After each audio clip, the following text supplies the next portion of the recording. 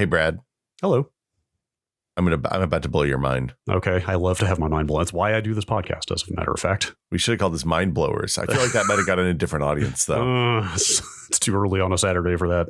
So did you know that the Switch Pro controller has a blue light on it? What? On the home button? Wait, no. Yeah. You modded that in. Nope. That's a factory standard. What? Hang on. Can you just monologue? I'm going to go get mine. I'll be right back. Yeah. So I plugged in my Switch Pro controller the other day to charge it on my PC because I was playing Mario Golf in here on a stream.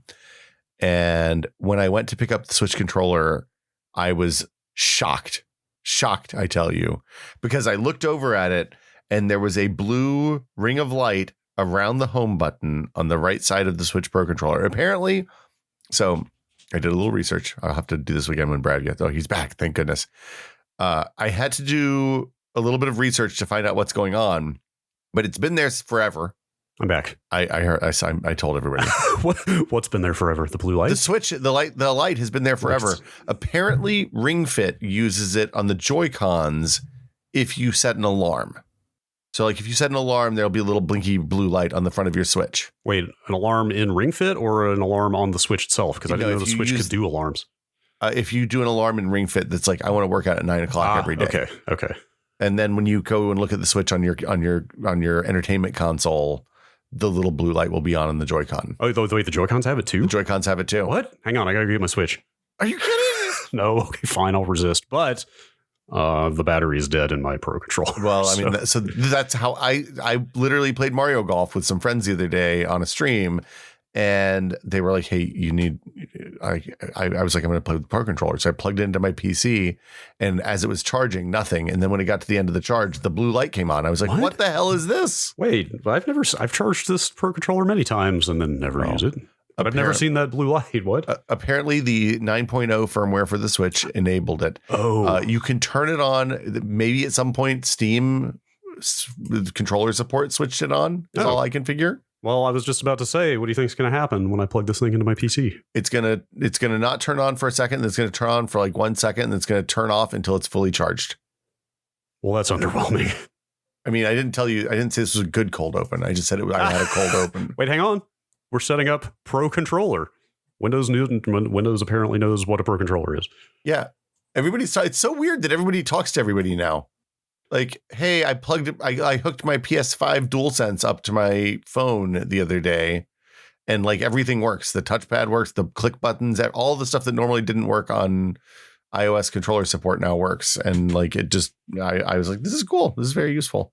I can't say that everybody talks to everybody because I don't know if you saw that Sony put out a Linux driver for all of their controllers, but still has yet to release a Windows one. Wait, no, there's a Windows one that comes when you install the remote connection utility. That remote play from the PS4 app only works if you have a DualShock or DualSense, I believe. Right, but I don't know that but it's not a full driver. I don't think it fully enables everything. No. That's what I'm saying is that like well, they don't need to because Steam does that. Like that's the whole point. Like the Steam controller mapping stuff that they did for the Steam controller, which we don't need to talk about the Steam controller. It's not, look, it's not about what they need to do. It's about what's polite to do. They wrote a Linux driver, but they didn't write a Windows driver. This is just you're saying it's a pointed decision. Look, if there is any podcast on which we can discuss passive aggressive driver release strategies, it's this one.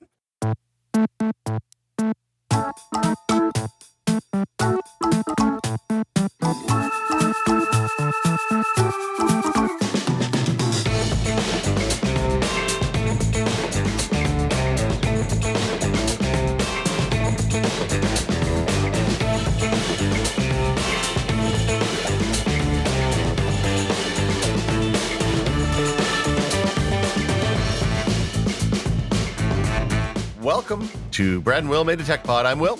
I'm Brad, and I'm happy to report that this Pro controller is still doing nothing. Mission accomplished. Yep.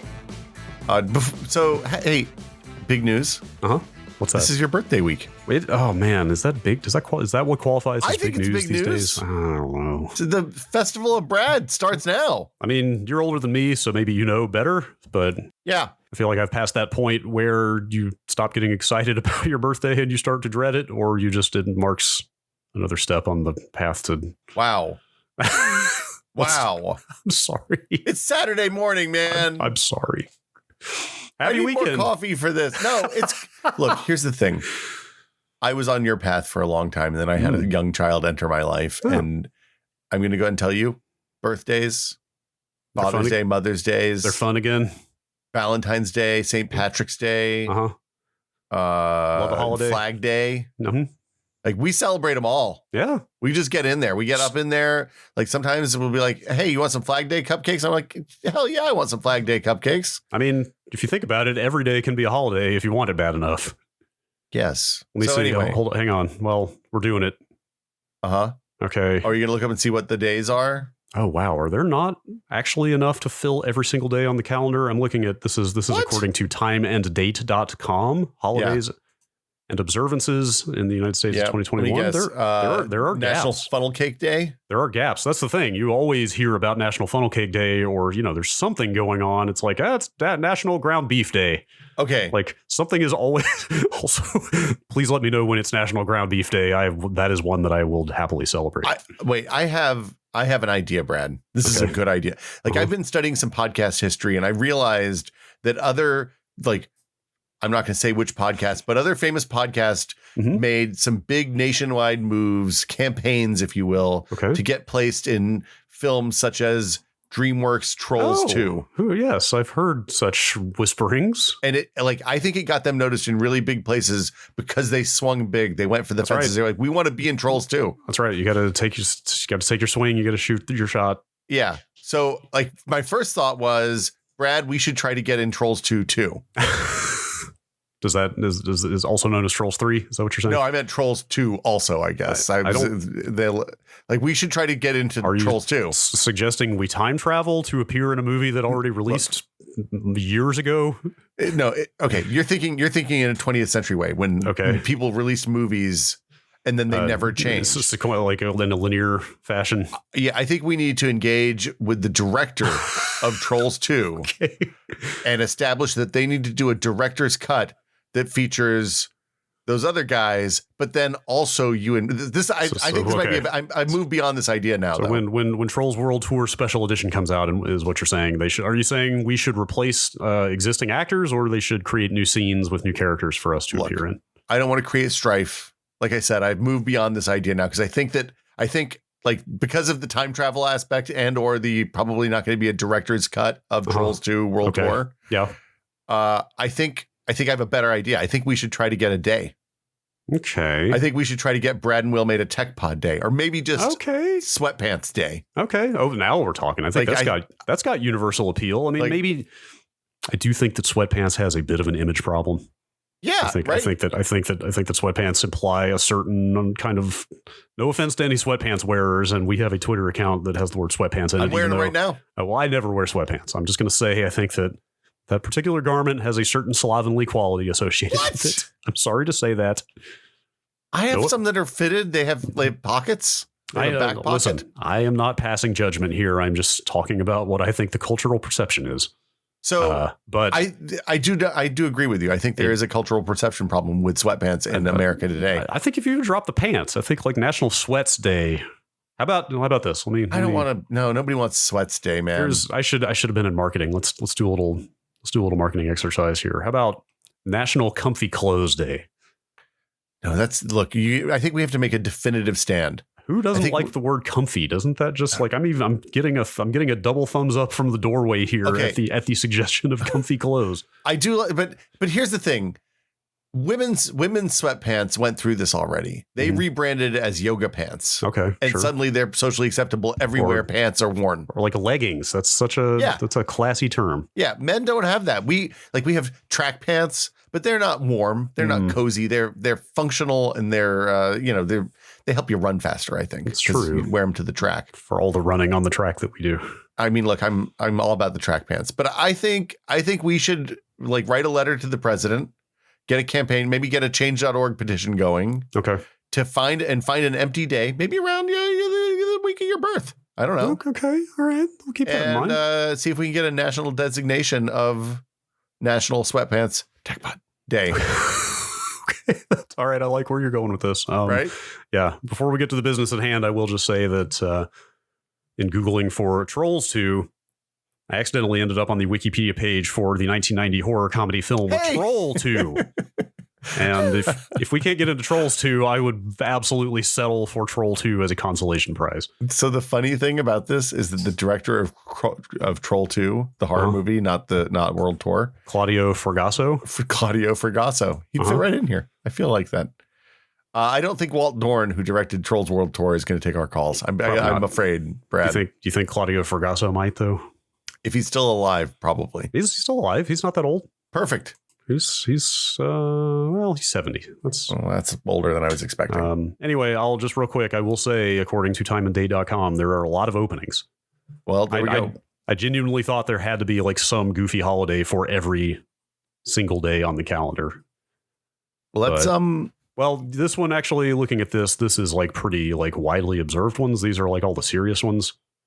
Well, I think all we have to do is get a proclamation, right? I'm not seeing Funnel Cake Day. Let me just see. What do you think the process is for this? Like, we call our representatives? They're not tracking food days here, I believe. So, there might be actually more competition than I thought. That's a list of lies. Well, look, we can double up. I'll share with Funnel Cake Day. I don't care. Okay. Sweatpants Day. Beef Day stands alone, though. That's not the cold open. I don't have to pause. We could just let's do the episode. Yeah, we should do the episode. I was going to say we should. I want to talk about the Steam Deck a little bit because I think it's a really weird, good, neat. I don't know if it's good, but I think it's weird and interesting, and the choices they made are very interesting. And it's cool. Basically, a little PC in like a $400 box. That's the reason it's cool. I have zero interest in playing handheld PC games, but as a like reasonably well-spec'd PC that can just hook up to a keyboard and a mouse and a monitor, it's pretty neat. As somebody who has a desktop PC set up in the living room for my daughter to play games on right now, I'm very excited about it. Okay, I could see the appeal there. Yeah. But yeah, it seems like a neat, weird thing. I don't know. We'll see. Maybe we should dig into it in the future. Yes. I'm curious what people think. So if you have thoughts, people were talking about it in the Discord some.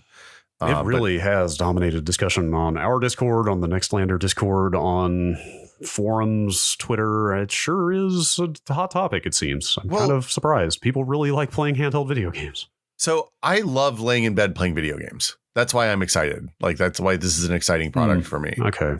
But like, I do that with streaming right now in the house, and that works well like 99% of the time. It's only stuff like Hades and stuff that requires really precise timing that I can't play with the 5 milliseconds of lag. Interesting. I have a lot of nerve issues. I don't know if I'm using very poorly ergonomicized devices. Is that a word? You got to get grips for your Switch, yo. Yeah, I've tried playing Switch in bed, and my hands end up going numb after 10 minutes. Yeah, no, you got to get.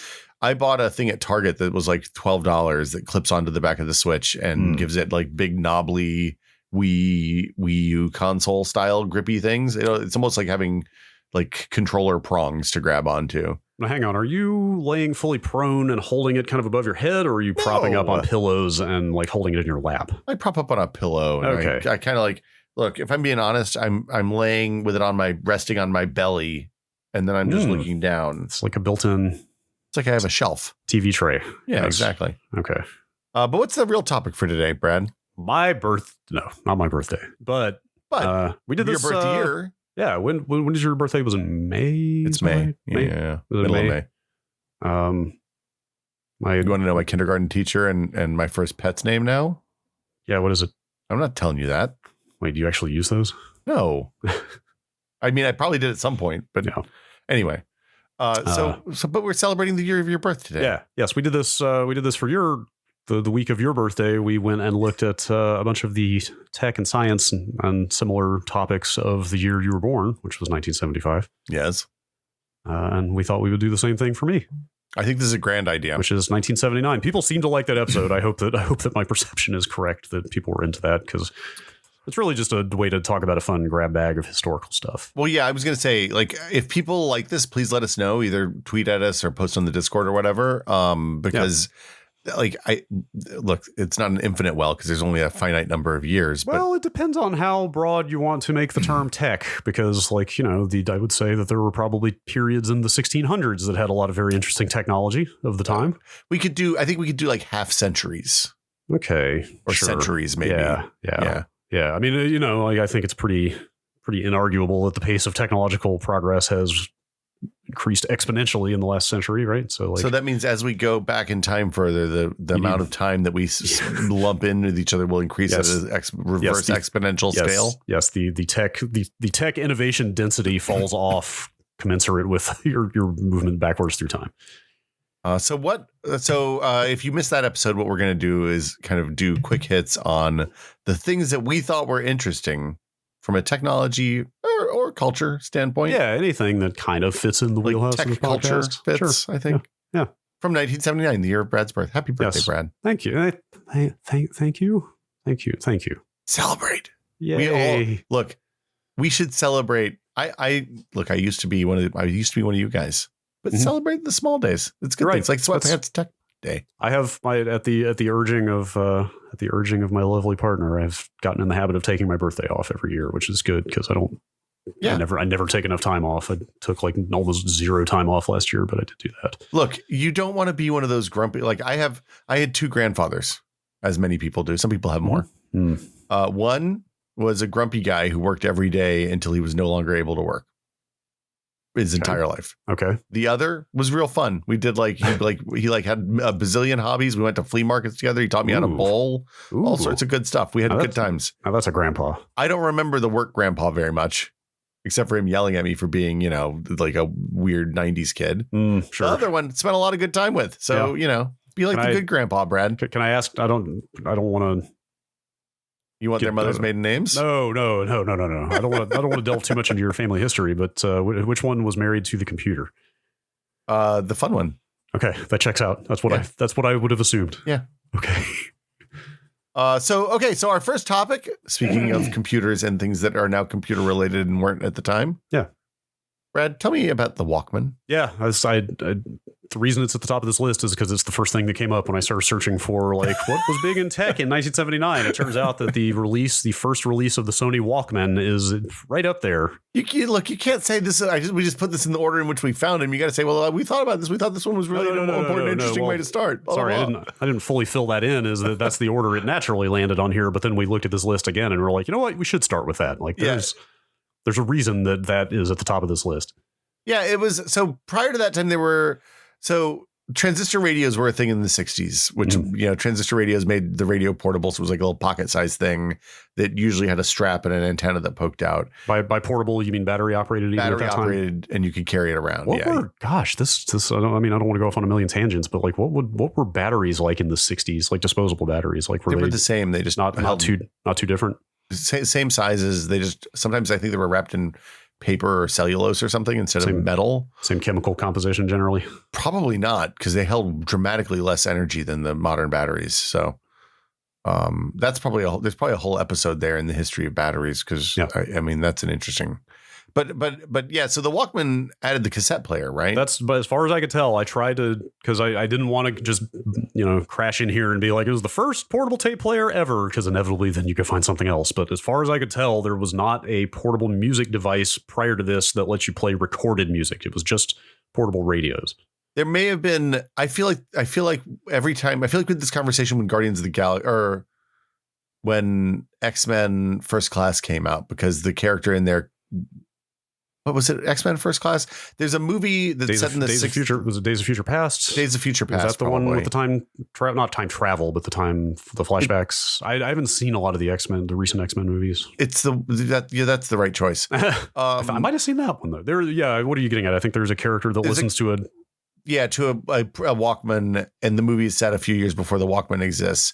In the conversation around that, I believe that there was like a German electronics company that made a portable cassette player. Yeah, it's possible. But it wasn't a mass market product. It was really expensive. Right. So one of the things I found in reading about the Walkman is that the prototype for it was derived from the Sony Pressman.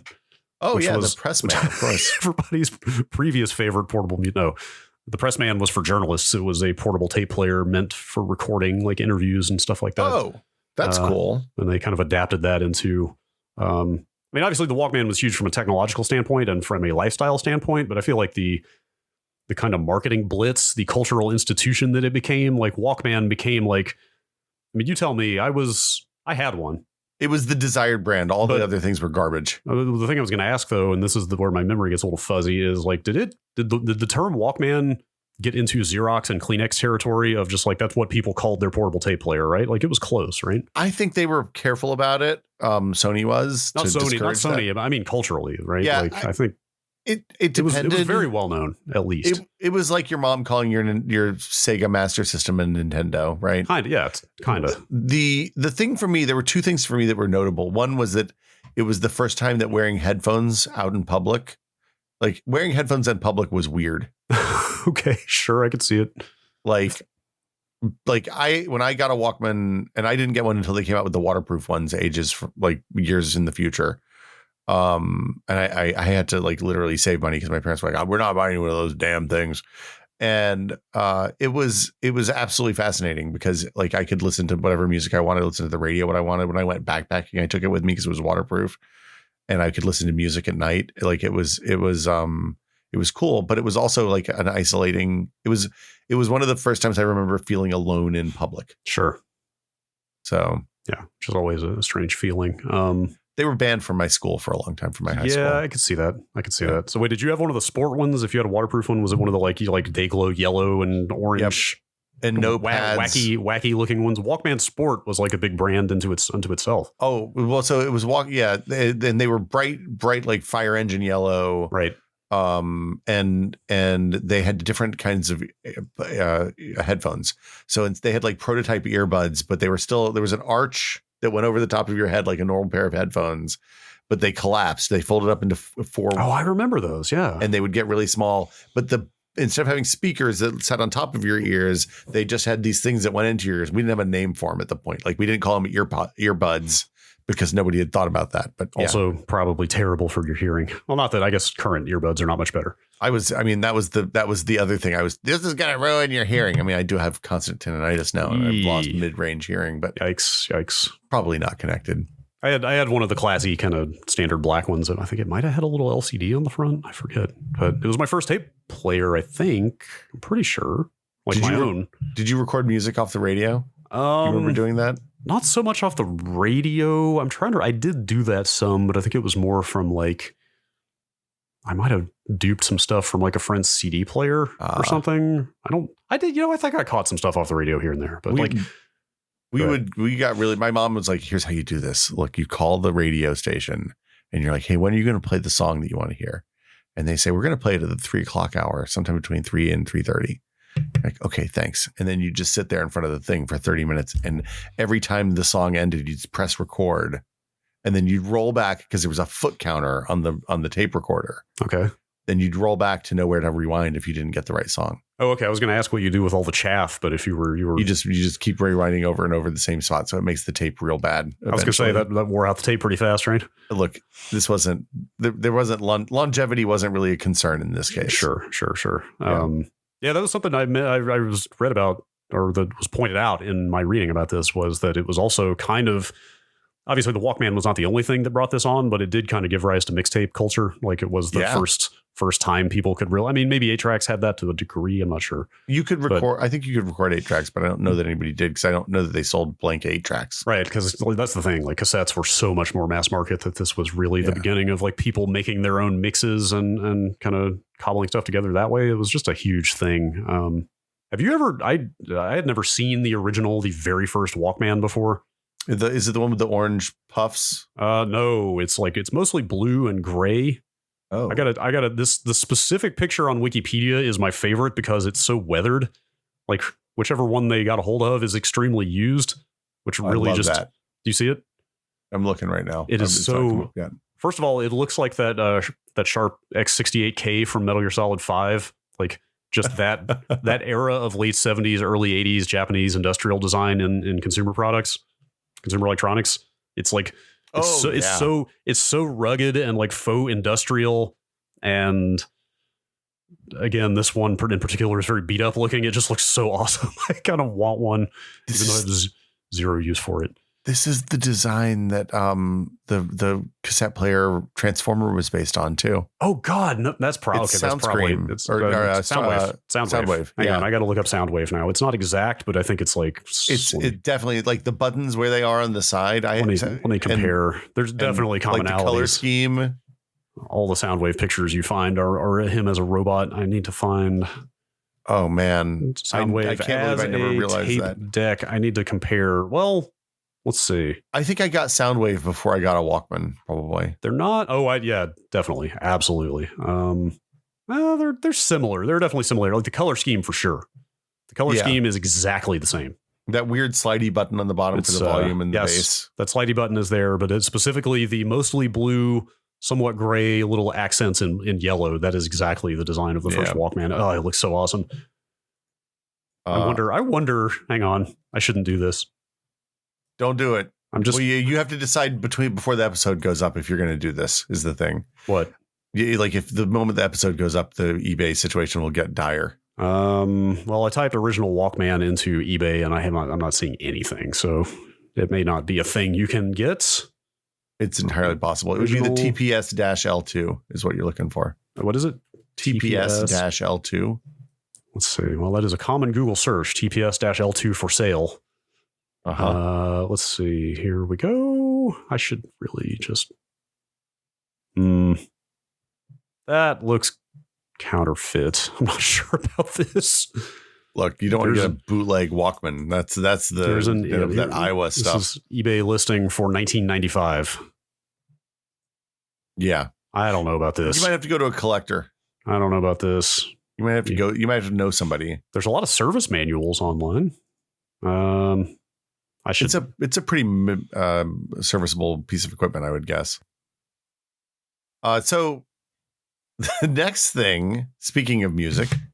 Yes. Oh, sorry, real quick. I mean, we will transition into this, but the last thing I wanted to mention here with the Walkman was the Wikipedia page for it cites a marketing. I'm not sure if it's a textbook. It definitely it's kind of a marketing and academic study in marketing. Okay. Like, I don't know if it's actually out of curricula or not, but it very much reads as a deep dive that argues that the Walkman was instrumental in introducing Japanese culture into the US in the 80s. Oh, I can see that. Which, the 80s were when the enormous economic boom in Japan occurred. Like, we talked about this a little bit before the episode. I think you were a little older than me, but I think the 80s is probably when Japanese consumer electronics became the thing to get in the US. It's when, so prior to the 80s, there were some American manufacturers, but it was mostly European was the kind of premier brands for electronic stuff, is my understanding. And then the rise of Sony in the 80s ushered in the idea that stuff made in Japan was good. Right. Because prior to that, it was kind of you'd get inexpensive Japanese calculators and stuff like that. Right. But transistor radios and calculators, pretty much. Sure. Yeah, by the time I was old enough in the late 80s to care about brands of television, Sony was the thing to get. It was inarguable that you wanted Sony. Yeah, I mean, and the thing that they did is a thing that Apple has actually lifted, which is they never there were never deals on Sony stuff. Sure. Sure. Sony was always a premium brand. That continues to this day with their TVs and stuff, for sure. I mean, it's well documented how much Steve Jobs idolized the founder of Sony. But anyway, and then the last thing I'll say is there's an ad for the original Walkman on the Wikipedia page that the design of that ad looks like it's straight out of Blade Runner or something. Yeah, those triangles are amazing. So it feels like a lot of things were informing a lot of other things design wise at that time, for sure. I mean, it was an interesting period. Yeah. Philips demonstrated the compact disc to the press for the first time in 1979. I feel like if you're less than 30 years old, you're going, what's a cassette tape at this point? Sure. And then if you're less than 18. I mean, I feel like my daughter knows what a CD is, but only theoretically. Okay. I don't know if she's ever seen one. 18 is probably a little old. Yeah, it's probably very young children. I mean, I don't know. Anyway, compact discs, it's a disc that held 72 minutes of digital. 74. Thank you. Beethoven's Ninth Symphony, please. Oh, okay. I put that in the notes here. It's in the notes. I knew that. No, I mean, I knew this little factoid before, and I had forgotten it. That's literally how they arrived at the 74-minute length of the CD. Was they wanted something that could accommodate the entirety of Beethoven's Ninth Symphony. So, do you think that they changed the bit rate of the audio of the Redbook standard to fit that? I don't know. Like, they wouldn't have changed the disc size, would they? I don't know. I don't know. It's who knows what they started with first. I mean, probably the legacy of the CD is that it established the disc size going forward. That's for sure, because DVDs are the same size, right? Yeah, everything's game discs, DVDs, Blu-rays. I would bet that the size of the disc was a lot more variable than the density of the information on the disc. I bet that like how the information was stored on the disc was a lot more subject to what they were capable of at the time. If that makes sense. Like I bet they knew how much density they could fit, and the size was something that they could fiddle with, especially because I found in looking into this that apparently the Laserdisc had existed since 1972. Yeah, Laserdisc has been around for a really long time. That's crazy to me, because in my mind, the Laserdisc came along in like the mid 90s or something as like, oh, wow, look at these giant CDs that hold movies now.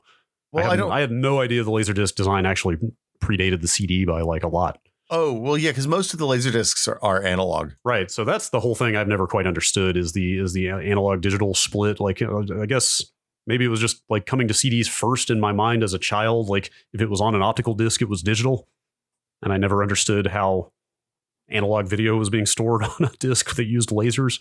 It basically uses light instead of to do record groove type thing, I think. Right. I can't remember. I mean, that makes sense. Yeah. Like obviously records are analog, like, light can be measured in an analog fashion. Like it makes sense. But I think there's also digital Laserdisc formats that came on later. Like there's like Laserdisc is complicated. And that's what DVD was. Like obviously DVD was digital video. Disc is literally what it stands for. But digital versatile disc, Brad. Is that actually? No, I don't know that they ever actually confirmed one way or the other. I've seen. Okay, Wikipedia says both for DVD. Yeah. But I actually wrote a little question here in the reverse, which was, could CDs have been analog? Like, why did they have to be digital?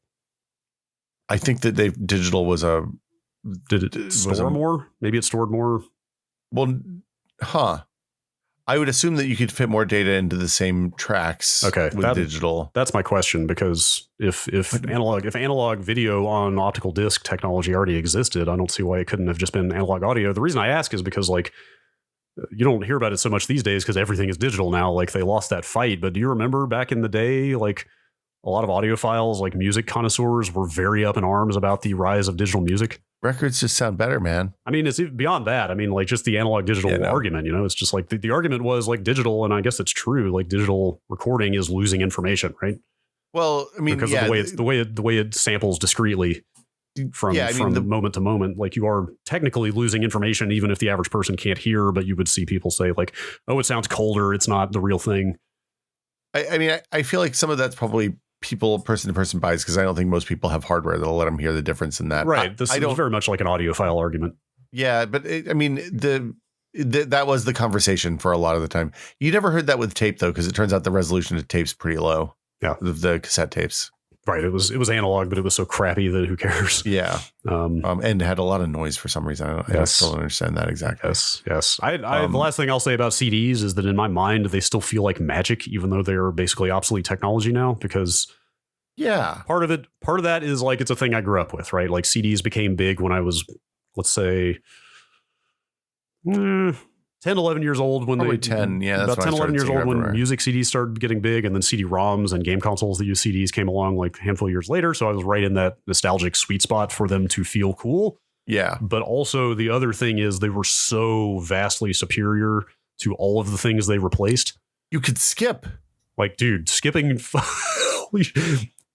Anybody who did not grow up with records and cassette tapes and then experience that transition to CD players, like the idea of hitting a button and going straight to the song instantly that you want, fucking mind-blowing. Shuffle. Like what?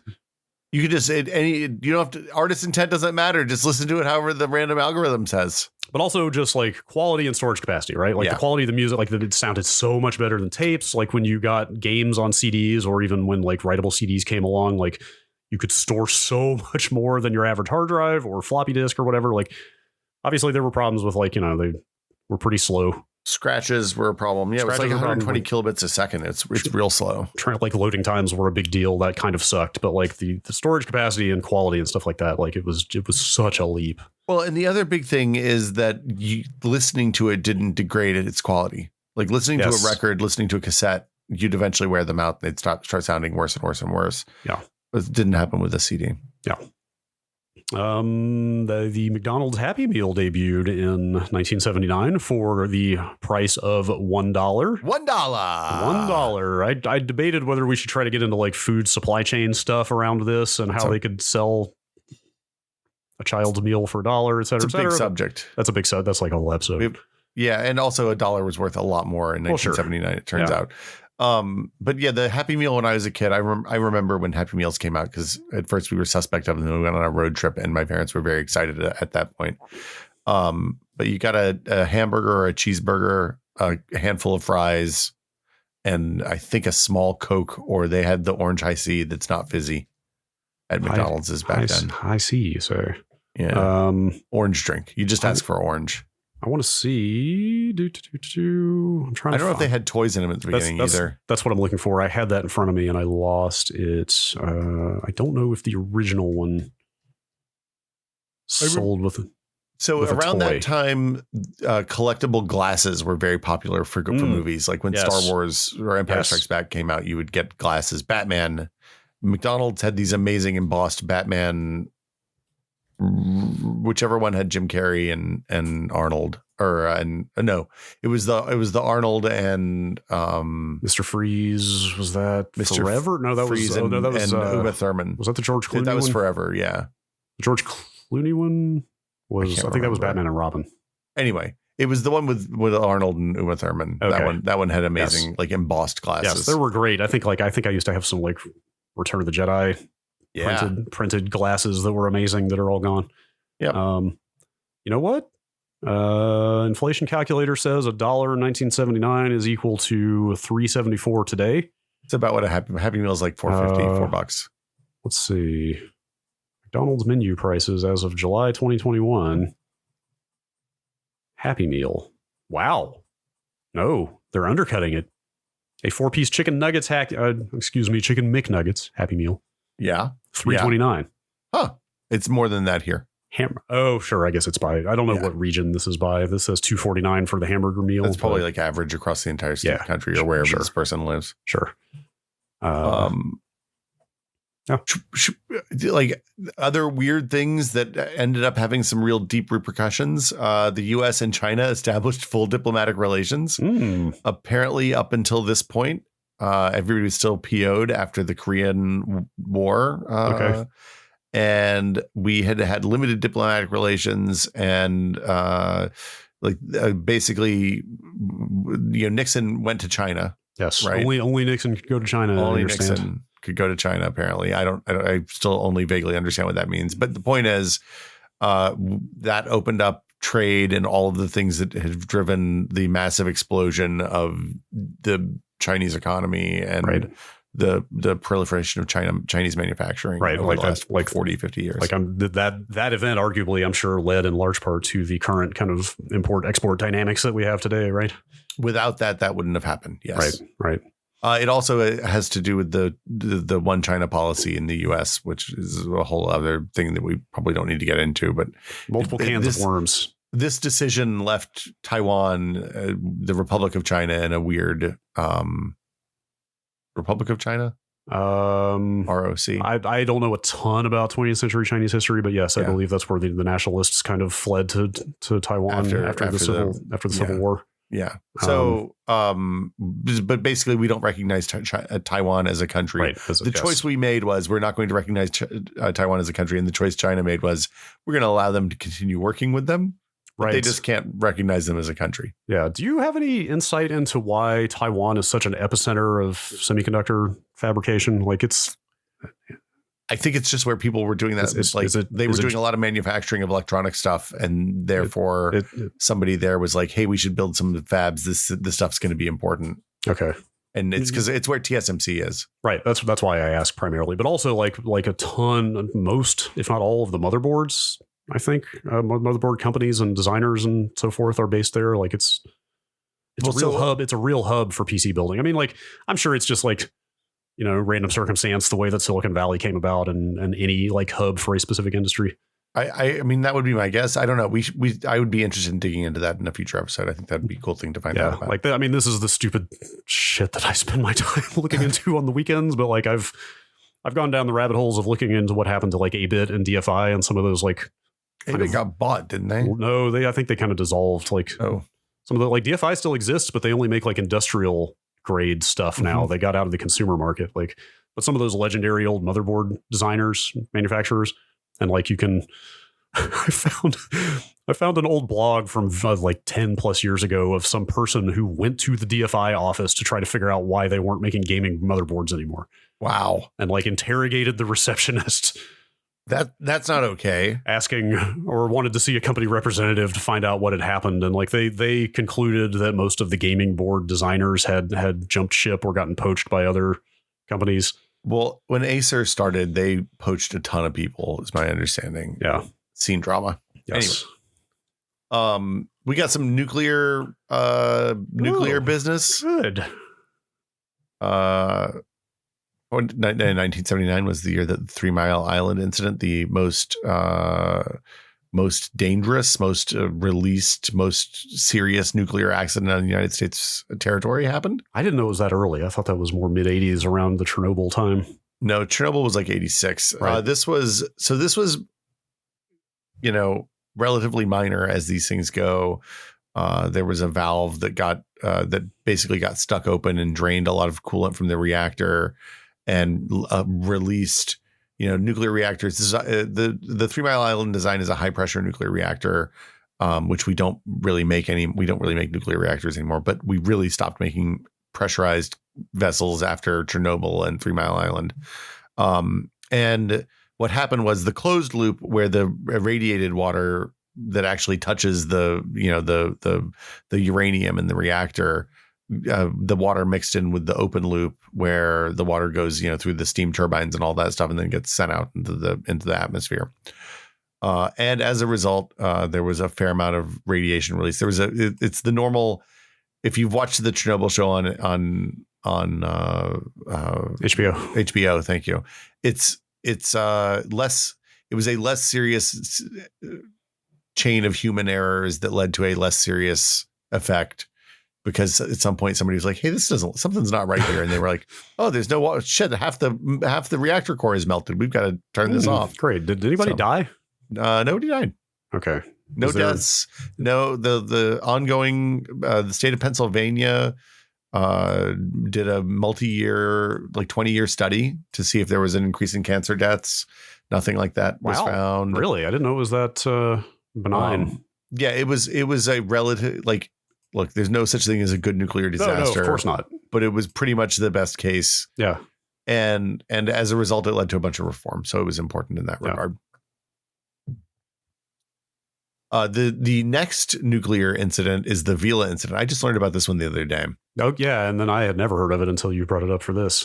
So, we had this nuclear non-proliferation treaty, which is basically everybody who had nukes at the time said, yo, nobody else can have nukes. It's a bad idea. Right. Also, we're good. We got this. Say it 3 times fast. Nuclear proliferation, nuclear proliferation, nuclear proliferation. Nuclear proliferation. It's a lot. Yeah, it's a lot of syllables. Shit. But there were countries that wanted to have nukes that didn't have nukes, and they started working together. So South Africa and Israel, allegedly, I guess. It's never been verified. Okay, well, let's tell the story the other way. We had satellites on orbit called, where is it? Here we go. It's called the Vela satellite, actually. So, and it was set up to detect there's nuclear explosions release 2 distinct flashes. One's very short, and then several milliseconds later, there's another longer flash. And it's like there's no other source of this flash in the natural world. So if you have a satellite that's pointed at half of the Earth and they see a flash like this, then you're like, oh, okay, pretty safe bet. Probably the nuclear explosion just happened above ground. So the Vela satellite detected one of these flashes in the Prince Edward Islands, between South Africa and Antarctica, and then the official U.S. policy was basically, yeah, nothing happened. Just something weird happened there. I don't know. It's just unexplainable. Can't answer all these questions. Not worry about unsolved mysteries. Mm-hmm. Probably based on data from seismologists and like undersea hydrophones and all that stuff. Probably was South Africa and Israel detonating a nuclear bomb above ground, doing a bomb test of like a 3 kiloton bomb. But because we had just signed the Nuclear Non-Proliferation Treaty and we didn't want to which included automatic sanctions for anybody that violated it who didn't already have a bomb, we just acted like nothing happened. Just trying to look the other way for strategic geopolitical reasons. And waves. That's very consistent in our principles. Yeah. How would this ever bite us in the ass 40 years later? Yeah. Anyway. Somebody wrote in, we were talking about the ARPANET recently. Yeah. DARPA, government classification, stuff like that. I wish I had written this down. Somebody wrote in talking about kind of standard declassification protocols, and I want to say it's 50 years unless there's a good reason otherwise. You're just going to say we're going to find out the true story behind the Vela. Maybe it was aliens. That's right. But you never know. If it turns out that it's aliens, I want the day that they discovered that to be sweatpants. Can you say it was not aliens wearing sweatpants? No. You can't prove a negative, Brad. Everybody knows that. I know that. That was the joke. I know. Okay. I just didn't want people to think that we didn't know that. Okay. Sometimes I assume a lot about what people... I trust our audience a lot. Our audience, yes. Yes. But sometimes... We're past the 30-minute mark, so nobody outside of the audience will listen this far. We can say anything we want at this point. That's a good point. Yeah. Sometimes you can't assume too much about what people think you do and don't know. Yes. Though, when you, let's say, are joking about something and they take you seriously. All right. A couple of extremely... Let's see. We talked about the Altair 8080. Yeah. I'm sorry. It was the Altair 8800. 8800. I got that back. I'm staring at... You got 18 numbers on front of you way too many products. Back when microprocessors and integrated circuits were just named after numbers and not... They hadn't hired a marketing agency yet. Not catchy terms like Pentium and Core. Pentium means 5. I like Core. I think Core is a good name. Core means center. Pentium I always thought was a little cheesy. I like Pentium. Not only did I not like the name very much, but I was also just incensed when they did it because I loved calling things 486 and stuff. It felt so tech. And also the socket change around just after the Pentium was a bummer. Actually that is I think that is a legitimate point that it got harder to keep track of what was what after they started branding arbitrarily. Well, yeah, and so for a while on the Pentium series, they stuck with the open socket 7 architecture, and then they moved to the slots, which they didn't let anybody else use. So yes. Anyway, we won't dwell on these too much because we're not computer engineers, but the Intel 8088 debuted in 1979, which became the basis for the very first IBM PC, which, became the basis for literally every PC ever. Goes without saying how influential that was. And the Motorola 68000 also in 1979, which right up there. Was that the Apple? The basis of the Macintosh. The Sega Genesis / Mega Drive. Ooh. Amiga, Atari ST, the 60, a bunch of Japanese computers that didn't count, the Sharp. Sharp, yeah. X68K, as you might imagine, used a 68K. European computers, like I said, the 68000, especially if you keep up with things like the Mister scene, it's everywhere. It's right up there with these early Intel chips and the Zilog Z80 and stuff as one of the main microprocessors that you see being recreated or emulated all over the place these days. It was huge. Well, and this is also interesting because it's from the time before DOS for the most. Yes. The IBM PC ran DOS, but it was before DOS was the monolithic. Yes. It was the way you computed. It's ridiculous how much all this stuff overlaps because in reading about the CD yesterday, I saw Gary Kildall referenced. Oh, really? Because later in life, he started a company trying to put things like encyclopedias and government documents onto CD. Is he the Encarta guy? No, because he actually died in 1994. Oh, bummer. Of an accident. But you might know him as the bearded co-host of the Computer Chronicles. What? You might also know him as the guy who was writing the operating system that IBM was using. Before DOS? Yes. For MS-DOS? Like, wow. If you go on his Wikipedia page, there was like a very fateful meeting that he missed where IBM wanted to license his operating system for the PC. And like crap. Wow. And like the deal didn't come together. He was not present for the meeting that day. And so then they went and met with Microsoft instead. Man, that would haunt you. And like the Wikipedia page says that he literally he sold like 2 companies. Like he was like wealthy.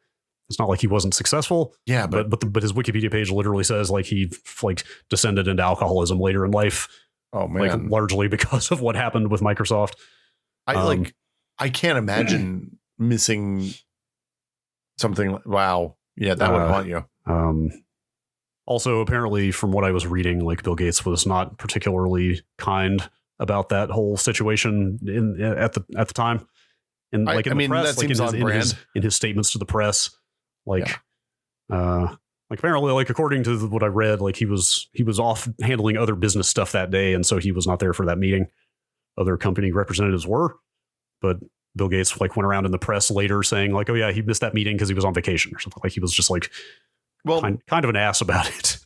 And the thing is, like IBM was a big deal because they did servers and mainframes and stuff mainframes and shared terminals and stuff like that.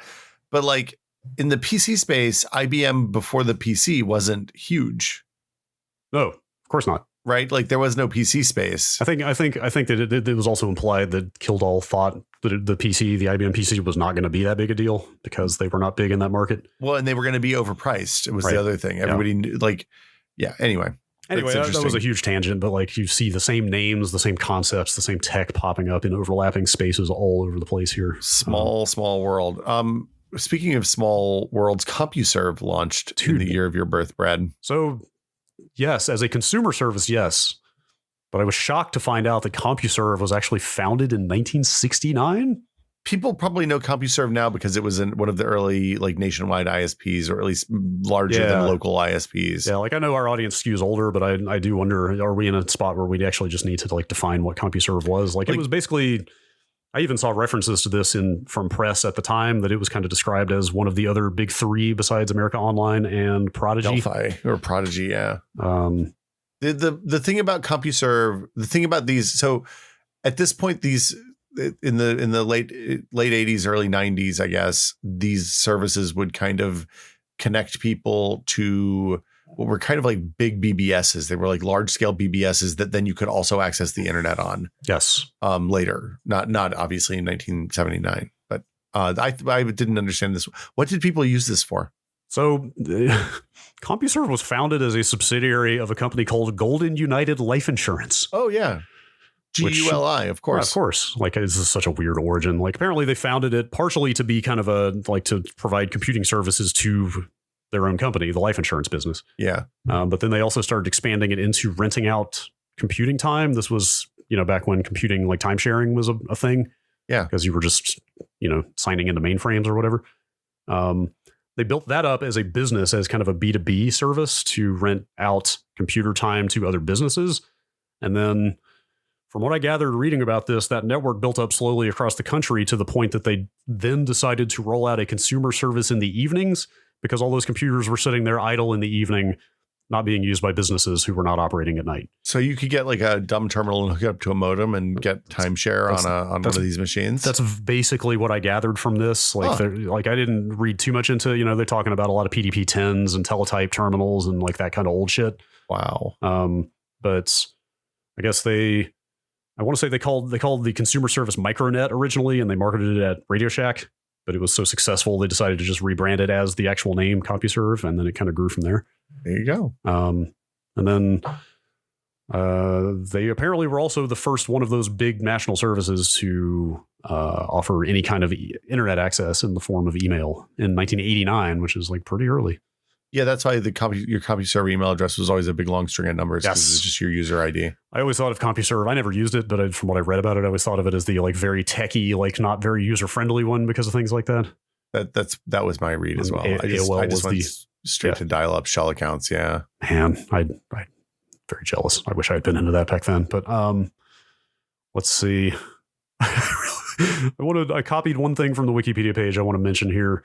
Yeah. They were talking about as they were building up that national network, they were headhunting executives or recruiting to build that up. They're talking about an executive they headhunted who left a company called Service Bureau Corporation. Oh, yeah, the SBC. Which was a subsidiary of Control Data Corporation.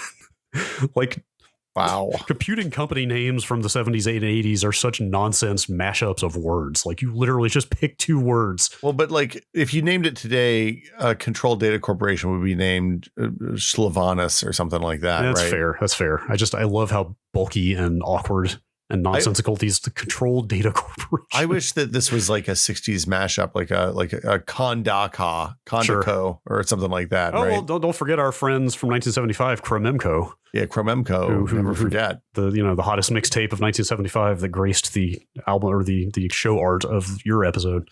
Chromemco. Yeah. Bjarne Strostrup. Sure. Bjarne Strostrup. Yes. That's okay. Close enough. Started working on C++. Yeah. Which was 79. I don't want to say it was the first object-oriented programming language because it wasn't. There was other stuff before, but it was probably the first one that was like widely used and is still used standard. Today. Yeah, it became kind of standard. Yeah. And what that means is basically that prior to this, you didn't have the ability to inject other code into your applications. So there was no way to like include a header file and stuff like that in some cases with just normal C is my understanding. You were just replicating every function, every function piece of functionality every single time you wrote a program. I assume there's a lot of copying and pasting, but I don't know for sure. I don't even know could you copy and paste that functionality even Copy exist? and paste existed in 1979, Brad. Okay, well, I meant before that. I don't know, maybe. Well, before that's a that. good question. I mean, if you're on a teletype terminal, I don't know if that's actually a thing. We put this in because both of us bombed out of CS classes in college. But it like this is one of the things that probably this is why we still teach C in college, in schools, in CS programs and stuff like that. Right. That would be my guess. Yeah. I liked the programming. It was the math that washed me out of the CS degree. I didn't really like the programming or the math, so really? It was easy. I mean, I'm good at I like physics math, but the computer math was inscrutable to me because I didn't understand what was going. Like, in order for me to understand the math, I have to kind of understand what's going on the other side, the back end. Sure. I didn't love pointers when we got to pointers. I was like dealing with memory management manually. Ooh, wow, was not my favorite thing. You don't really do that anymore, it turns out. No, I know. Like, I think most high level languages especially interpreted languages have zero concept of that, right? Yeah, you have an infinite state machine, basically. You can do whatever you want, right? But I don't know what we've got a ton of very skilled software developers on our Discord. Like, I should just go in there and ask them, but I wonder how much manual memory management you're doing with like Rust and Go and stuff like that these days. My guess is it depends on if you have really specific workloads, usually you have to do stuff that's more manual. Anyway, Pixar started as the graphics group at Lucasfilm. Yes. Or I guess let's see. I got this straight off of Pixar's like Our Story page, which goes into some history. I guess the graphics group was a division of the computer division at Lucasfilm. Of course, the computer division. I guess they say that George Lucas himself recruited Ed Catmull. I'm sure a lot of people know his name. He's one of the three founders of Pixar, right? To run the computer division at Lucasfilm, and then the graphics group came out of that. This is so George Lucas, though. On the Pixar page, they list George Lucas's wish list for the computer division. What he wanted was digital nonlinear editing editing systems for film and sound. A laser film printer, explorations of computer graphics. Like, he just wanted shit for what he was doing. That's like, that's why you do R&D, right? That's in this case. Well, of course, but it's just like, I don't know. Lucas is such a weird figure with a strange and interesting body of work, but like, all he has ever done really is execute R&D for the weird ideas he wants to implement in his films. I mean, that's. I mean, I know that's everybody, but it's like it's more. He is just such on such an extreme tech end of that. My question is, well, first off, that's the way film works. Well, I know that. Like, that's the way film has always worked. I don't think I'm not explaining myself very well here. It's more like a lot of people would argue that he kind of lost the soul of filmmaking in the pursuit of like technical ability. Like this is kind of exemplified in the Phantom Menace era, like news reports about like, look what he can do now. He can take two different actors' performances from two different takes and mash them together and just edit it exactly like he wants. And like a lot of people saw that as sort of like the death of like, you know, artistic filmmaking or you know what I mean? Using machine learning to generate a like that's what I'm sample of a dead that's what I'm trying to get at is like sometimes the technical abilities get out in front of the artistic process.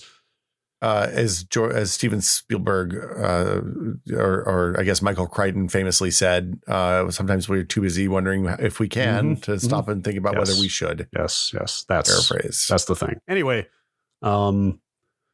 the graphics group was conceived to do all that stuff, but then they started getting more and more into digital animation,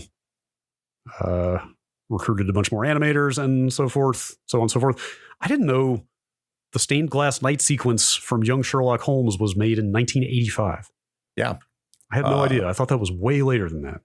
Like that's super famous as like, well, it's their first thing, right? I don't know if was it the first. It was not the first computer graphics in anything, but it was Pixar's first, though, I believe. I guess so. Or the thing that would become Pixar. Like that sequence is okay. This article defines it as the first all CG character, which I guess is true. Like that is a full CG character in it's a CG. I don't know that I necessarily remember that, but composited into film. Eat it, Jar Jar Binks. Yeah, go to hell, Jar Jar. Anyway, that's a very famous effects sequence. Anyway, Steve Jobs bought that group in 1986, renamed it to Pixar.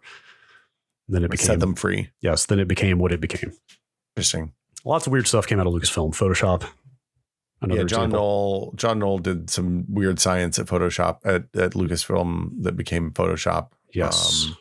I feel like, and this is a thing that I've always heard people in the effects industry say, but I don't know if it's actually true, that the Death Star, like the little dot graphic of the Death Star in Star Wars, where they're talking about how they're going to attack it and it zooms in and shows the trench. Yeah. I think that's the first computer generated graphic that was used in a film. I've heard similar things. Yeah.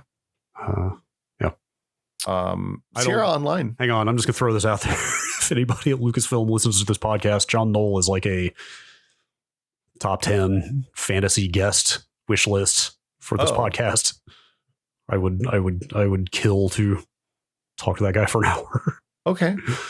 I would. Is it shameless? Is it shameless to say that on this podcast? No, this is the place to get it out there. He seems like an incredibly smart and interesting guy. Jim Cameron said that he has the mind of a child and the brain of a scientist. That's a very James Cameron thing to say. Yeah. I saw Kathleen Kennedy say something about Noel that was much more kind, I would say, like a much kinder version of that. I don't think Jim Cameron meant that unkindly. I think that's a high compliment in his world. James Cameron. Yes, exactly. That's what I mean. That's what passes for a compliment from Cameron. Well, yeah. I mean, so if you don't know, John Knoll is a visual effects director who also has done a ton of other stuff and is like, there's a reason he's credited on Photoshop, and it's because he did a ton of work on it in the early days at Lucas. But also one of the top people at ILM for a very long time. So like has done enormous amounts of visual effects work and innovation over the years. Yeah. Anyway, I've watched a lot of behind the scenes featurettes. That's all I'm trying to say. Sierra On-Line. Sierra On-Line was founded as On-Line Systems. It's a bad name. In 1979. I mean, dude, we just talked about all 70s computer company names are all ridiculous. Did they hyphenate online at that point too? What the heck? On-line systems. Well, I mean, what did the term online mean back then? Like that sounded fancy and futuristic, right? Well, with the hyphen though, it seems bad. It seems like you have to get in line to go do something fun. Like it took some time for the hyphen to fall out. Anyway, I don't know if people know like the kind of basic story of Ken and Roberta Williams were a husband and wife team that started Sierra, the company that's kind of credited with inventing the graphical adventure. Yeah. On PC. But Ken was kind of the business guy and Roberta was the writer. Like everything I've read about this, and I was actually just reading this big long Vice feature on Sierra recently, so I got some of this from there. But like Ken Williams very much comes off as just mostly a businessman who was also a programmer who wanted to run a successful, profitable business and wasn't really thinking about video games. Okay.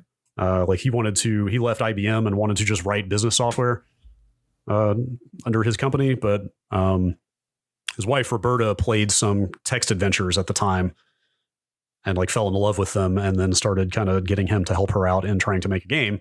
Wow. And then they figured out that they could use very rudimentary graphics in their first game, Mystery House, which I tried to figure this out. Seems to be the first graphical adventure ever. Oh, wow. Like you tell me there might've been something.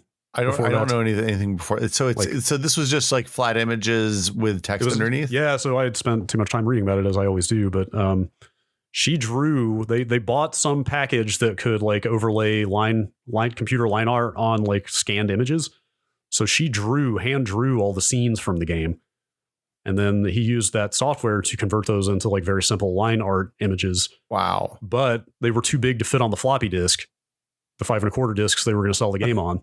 So he wrote basically a coordinate interpreter so they could store the images just as coordinates that would draw the lines in on the fly as they were rendered on the Apple II. As vectors? Yes, as vectors. That's a trip. And to fit them all on the floppy disk. Holy cow. And then they sold enough copies that it became a real company. And then Sierra became one of the biggest deals on the PC for a very long time. Wow, that's funny. I love Sierra games. I was a Sierra game guy. Were you? Yeah, I was interesting. Tex Murphy and Phantasmagoria and Gabriel Knight, maybe. That was a Sierra one. Yeah. King's Quest 6 was the first graphical adventure I played, and then I worked backwards and played a bunch of the older ones. Oh, see, I didn't play any of the King's Quest. So I didn't know. I was almost completely unaware that different people made video games when I was a kid. Okay. You know what I mean? Like it wasn't until like Plan Files and Quake and all that stuff that I was like conceptually became aware that there wasn't just some factory someplace where everybody was churning out working together to churn out video games. Sure. So like the Sierra Lucas divide was very confusing to me, even in like when I was 18. Sure. Because I didn't understand why the Lucas games were always inscrutable and the Sierra games the puzzles seemed to be at least based in some reality. Dude, I don't know about that. I mean, so maybe you were better at them than I was, but as somebody who got in trouble for running up a phone bill to the toll line Sierra hint thing, trying to get through the end of King's Quest 6, I think it was like $30. To be fair, I think, of course, in the early 90s, $30 phone bill was car with that. Definitely something to get in trouble for. Well, so I don't think it was. I was in after that. It would have been like Under a Killing Moon and that kind of stuff when they started doing the CD, FMV sprites and all that. The Tex Murphy was a different company. That was Dynamics, but it was published by Sierra, wasn't it? So no, that was Access. Oh, that was a separate thing. Dynamics was the kind of like edgy adult imprint of Sierra, though. Yeah. To be fair, like Sierra proper put out Leisure Suit Larry and Police Quest and some stuff like that, but they were a little more family friendly. And then Dynamics was doing a lot of like hard boiled detective shit and stuff like that. Yeah, more horror, like horror-y stuff. But what happened? Did they stop? Did they just retire? Well, real quick, I was going to say before we move on to that, I wonder if there's like a geographical component to that, because when I moved out here, like everybody I know that I've worked with in games from California was like full on LucasArts in the LucasArts Sierra kind of divide. I mean, it was the home, you're on home turf, right? That's exactly. Well, they're both in California though. Like granted, like Lucas was up California. Lucas was up in the North Bay. Yeah. And I forget Sierra was down south somewhere. Like all the stuff that came out of Lucas, like all the I assume I've never actually bothered to look at this, but I assume that there's a through line from Lucas to like Telltale and definitely. Telltale was definitely to Double Fine and like Telltale was literally founded by people who worked on LucasArts adventure games. That's what I assumed. But I wonder if Sierra had better distribution on the East Coast, because like I got a cheap copy of King's Quest 6 at Sam's Club when I was a kid. So that's the thing, is all of those things, those games were available in the game store in my mall. Right. So that's probably why. Anyway, I'll put the Vice feature I mentioned in the show notes here, because it's all about how they sold the company to a giant corporation that apparently was being run by scam artists. Oh no. Which, like, I did not know this history about Sierra. All I knew was that they sold, and they're, the brand is owned by Activision now. It went through like Activision and Vivendi before Vivendi before it went to Activision. It was part of Vivendi. It was part of a company called Sendent. Like, I didn't know that lineage, other than that they got bought by a big company and then got passed around like that. But it's always trippy, but you forget that like Half-Life was a Sierra game. Totally, yes. Half-Life was published by Sierra, but that was after they sold it. That was when it was part of. But the thing I didn't know is that the original corporation they sold Sierra to was apparently cooking its books. This was in the late 90s. This was this was running up to the Bernie Madoff Enron era. Remember that? Oh, yeah. So apparently the corporation that bought them was cooking its books. The two people who ran that corporation ended up spending like a decade in prison for securities fraud. Jesus. They mishandled Sierra badly. And yeah, it's a really interesting article. Also, a lot of the people at Sierra lost a lot of money. I'm sure. Because they all owned shares in the company, and then the company went completely to shit once it was bought by this company, and they all like people were banking on that being their retirement, or that sucks. That's like awful. People lost their houses. Ugh. Stuff like that. It's pretty rough. Well, on that happy note, let's talk about space. I like space. In 1979, the Voyager 1 probe made its closest approach to Jupiter, 100,000 kilometers away, 177,000 kilometers away. Okay. Found out that Jupiter has a ring. So is ringed. Maybe this has changed, but I guess those could not be observed through telescopes at the time. We can't see them still to this day. I mean, I don't know, maybe with like the space telescopes or big giant arrays or something, but it's a very faint, like right around the equator is my understanding, pretty close. Okay. Pioneer 1 also cruised 13,000 miles away from Saturn. Yeah, that was the first spacecraft to visit Saturn. 13,000 miles, pretty close. 13,000 miles in terms of space, real close, I would say. I was reading randomly. I didn't realize this, that Saturn's, this probably goes for every ring system, but Saturn's ring system has a shelf life. Yeah. Why is that, Brad? They just decay. Like, I think the material just, I don't know if it's pulled down to the planet or what. It's due to the material dispersing in some way. My understanding is you need a fair amount of moons, of satellites, in order to keep them stable at all. Oh, interesting. Because there's a push and pull, and like those little moons on Saturn that live inside the rings basically are what makes the rings have variation is the current theory. Interesting. Yeah. The thing I read said that they expect Saturn's rings will be gone within 100 million years. Oh crap. I better go see them now then. I think that's very interesting. I like that. Like, that's a blink in cosmological time. That is nothing.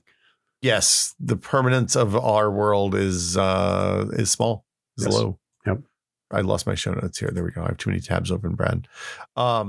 Pluto crossed Neptune's orbit for the first time since its discovery. So it was discovered. It was discovered in the 20s or 30s. I can't remember. It was discovered earlier in the 20th century. On February 7th, it became the 8th planet. February 7th, 1979. For the next 20 years, it was the 8th planet. For most of, Oh, I thought that was just like a brief crossing. I didn't realize they just straight up swapped places for. Well, it is a brief crossing. 2 decades. Well, yes. Pluto takes a long time to orbit, it turns out. Yes. So yeah, it'll be that for like another 200 years or something at this point. We won't see Pluto be the 8th planet ever again, actually, because it's not a planet anymore. Yes, I've got bad news for people. Pluto's not a planet. Oh, crap. Also, the first space shuttle was delivered to Florida, Space Shuttle Columbia. I mean, I guess actually the Enterprise was probably didn't go to Florida. I guess they flew it in the desert, I guess. Columbia was was the second disaster, right? Columbia was the second disaster, yes. Do you know how many there were? Space shuttles? Yeah.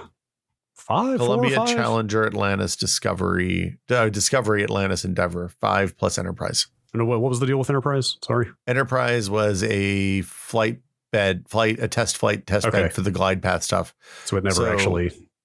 Enterprise, they put up on the back of the 747 and flew it up into the air and then cut it loose to see if they could control it. Okay. But it never actually went to space. Okay. So there was talk that it would go to space, but they ended up not doing it because it was cheaper to just build a new one than to retrofit that one with what they learned from the test program. That makes sense. So Enterprise is in, I can't remember where Enterprise is. Maybe it's in Houston. Discovery is in, which is the oldest orbiter. Well, Enterprise is the oldest, but Discovery is the oldest one that's been to space. Is at the Air and Space Museum at Udvar-Hazy at Dulles Airport outside DC. I would like to see that. Endeavor is down south in LA. Do you know if any of the museums let you go in them in any capacity? No, you cannot go in. Yeah, that's what I figured. We talked about that when we went to Houston. I don't think it was on video, but the curators, like they go in and they even limit access to like cameras and stuff like that. Oh, like there's incredibly limited access to the insides of these types of exhibits because they don't want them to degrade. And anytime you put people in there, they're going to generate dust and stuff like that. That's fair. So the one thing that they did do with Discovery, and I think all three of them actually before they put them on display, was they took gigapixel cameras into the cockpit. And there are gigapixel images of the entire cockpit, all the cabin area, all the living area, all that. Oh, that's stuff. cool. That's cool. Which is pretty cool. Yeah. One real quick note about Pluto before we move on that I wanted to throw out. You got Pluto facts. Here's a Pluto fact. You may, I don't know if you know this, or you probably know this, that Pluto crossing Neptune's orbit is one of the reasons it's not a planet anymore, not classified as a planet anymore. That's one of the criteria that they came up with. That's what made it special. There's only one planet that did that. Well, it seems like they're just.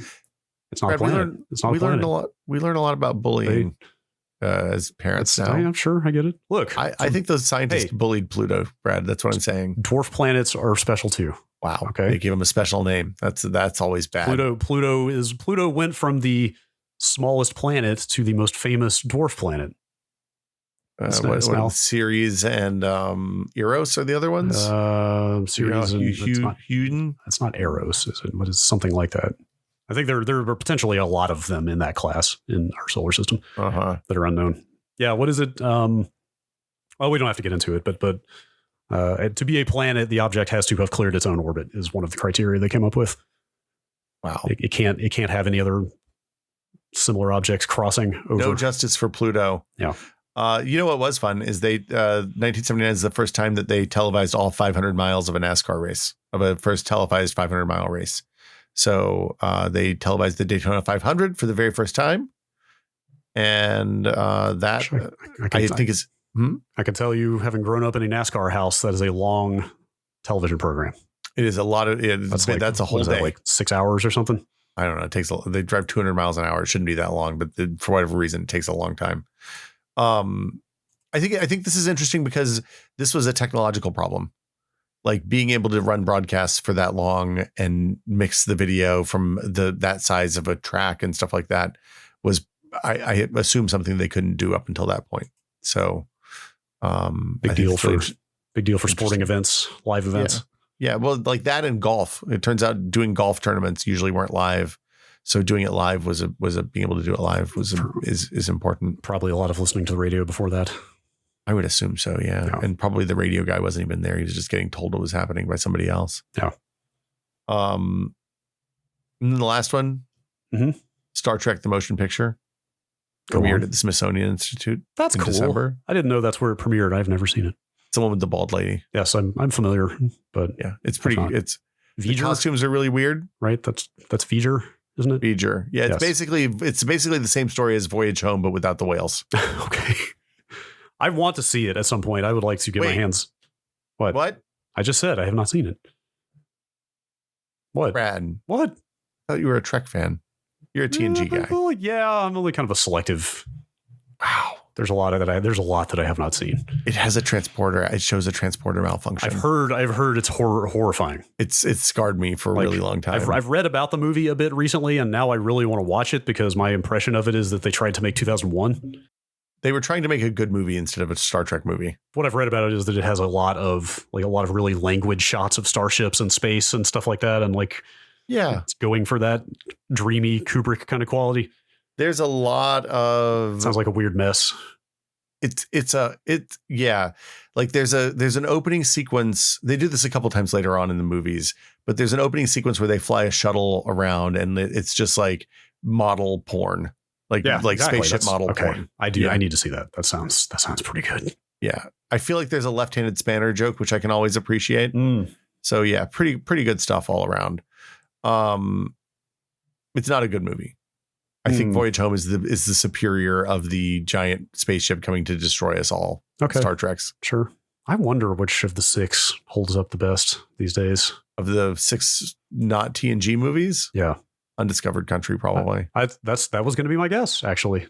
Like, yeah. I know Wrath of Khan is the go-to answer for everybody, but like, and I mean, I'm sure Wrath of Khan is still great, but like, it's got a certain camp quality to it, right?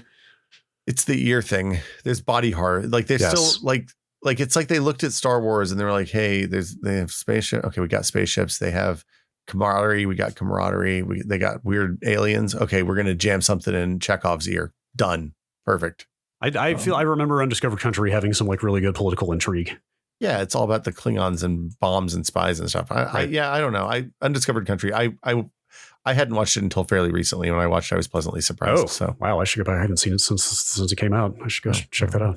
On probably a bazillion streaming services or whatever to CBS app is. Hey, you know what? Big shout out to the San Francisco Public Library system. They have got a bajillion Blu-rays. There you go. That works too. They've got all kinds of stuff.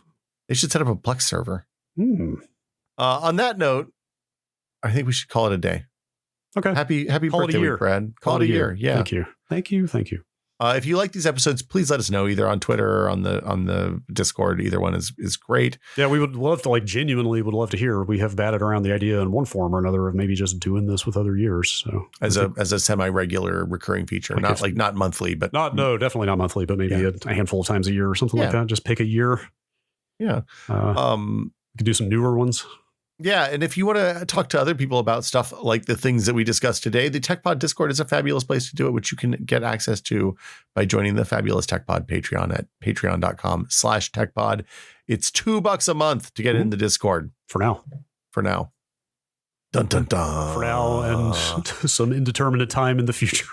We're busy. It turns out it's challenging to think up new things. So anyway, you all continue to benefit. The TechPod Discord, there's a bazillion channels. We talk about interesting stuff all day long. Like this week you said it was Steam Deck week for like Thursday and Friday. I was at basketball. My daughter went to basketball camp this week, and I was there watching her play basketball, and my Twitter started popping off with people asking what I thought about this new Steam thing. And I looked at it and I was like, oh man, Valve's going to sue these people for using the word Steam in a video game context because it didn't look like a Valve page. You're behind the curve. Yeah, I know. But yeah, people are always talking about cool stuff. Yes, it's a great place to get the straight scoop on stuff, or the nitty gritty. Both the straight scoop, then the nitty gritty. Well, like when the Steam Deck was announced, like people immediately started going out and finding equivalent AMD APUs that are out there, so you could kind of start seeing some benchmarks and like actual, real world info on infer reality on how powerful it is. Yes. Yeah. And as always, thank you to our executive producer tier patrons, Andrew Slowski, the Bunny Fiend, Jacob Chappell, Joel Krauska, Twinkle Twinkie, David Allen, and James Kamek. Thank you guys all so much. Thank you very much. Very, very much. And again, it's patreon.com/techpod. If you can't subscribe to the Patreon, that's fine. Tell some friends. Do a tweet. Spread the word. Let us know what you think. Just listen to the show. Yeah, keep listening. Leave an iTunes review. Oh yeah, iTunes reviews are great. Our iTunes reviews are really, really pleasant. I always love checking it out. It's nice to see what people think. Yeah. So anyway, thank you all so much. Have a lovely, lovely week, Mr. Shoemaker. Thank you. Same to you. The Festival of Brad is. It may not surprise you to hear I'm not big on making a big deal out of my birthday. Well, I'm going to make a big deal out of your birthday then. Well, thank you. The Festival of Brad will live on. I hope you have a wonderful time and eat some cake and thank you so much. Do some good stuff. We will see you all next week.